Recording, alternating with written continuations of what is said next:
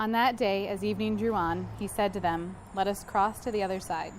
Leaving the crowd, they took him with them in the boat, just as he was. And other boats were with him. A violent squall came up, and waves were breaking over the boat so that it was already filling up.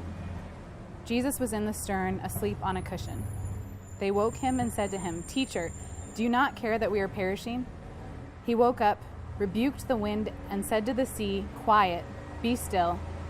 The wind ceased, and there was great calm. Then he asked them, "Why are you terrified? Do you not yet have faith?" They were filled with great awe and said to one another, "Who then is this, whom even the wind and sea obey?" Pretty powerful. And I know you've been praying a lot with this, Lauren. So what was placed on your heart with all of that? I love reading from the Gospels because there's always that movement and that challenge of doing something, of taking a first step.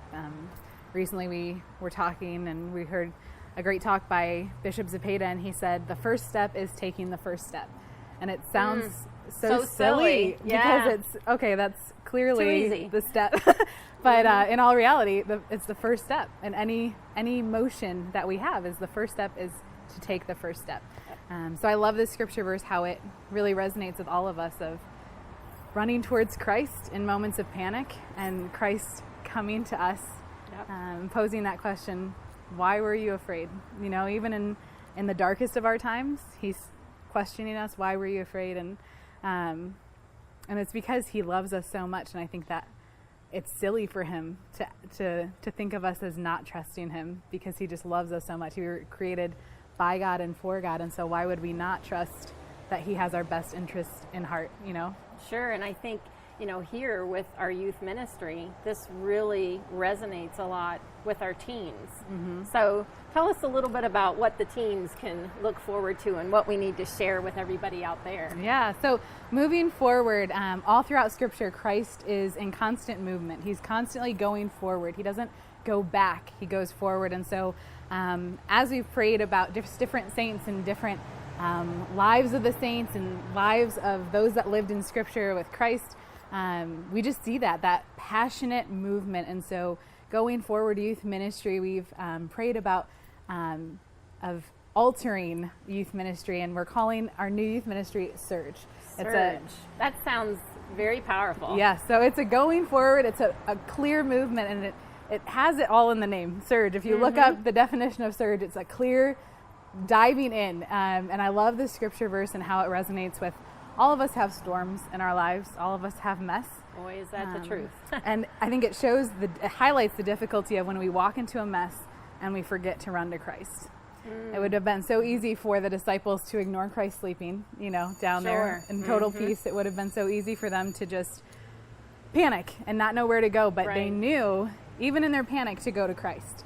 And Christ awakes and tells the sea to be quiet, the sea that is so far beyond us and so awe-inspiring. He looks at it and tells it to be quiet. And so I love that it's so visual. And if he can tell the sea to be quiet, he can probably tell our fears to be quiet. Our fears aren't threatening to drown us, but the sea is so much more powerful than our fears. And so I love that he encourages us, Christ, and calls us on to quiet those fears and to run to him. So as Christ encourages us, I just want to encourage parents out there who are listening to this. You know, looking back in my own children's lives, boy, as a parent, there are many times, many days and many moments I felt like I was always stepping out of the boat, fearful and afraid, and with all the challenges out there. So I would encourage parents to really send their kids to Surge. Boy, what a tremendous program to send our youth to, who will be embraced, accepted where they are at, encouraged, right, and supported as a youth. So as a parent, boy, take a look at Surge, because there's so much to offer here for them to come. And Lauren, boy, it will be an amazing opportunity, right? An amazing ministry for these teens to come to. And as a teen myself, I had people that kind of rallied behind me. I didn't have a high school youth ministry program at my church, and so I really relied on my older siblings to encourage me, and ultimately went to another church to find that community. So I encourage anyone who's just feeling a little neglected. The reality is, as God's children, all of us are loved, and this is a place where you can come and be loved and accepted for who you are. The reality is we all have issues, we all have baggage, but this isn't a place where you have to feel mindful of that. You can come as you are and be accepted and be loved and embraced. And so I encourage all of you, whether you've tried youth ministry in the past or you haven't, this is a place that I personally am inviting you to, that you will be welcomed. And I'm just excited to see how God changes and moves in all of your hearts.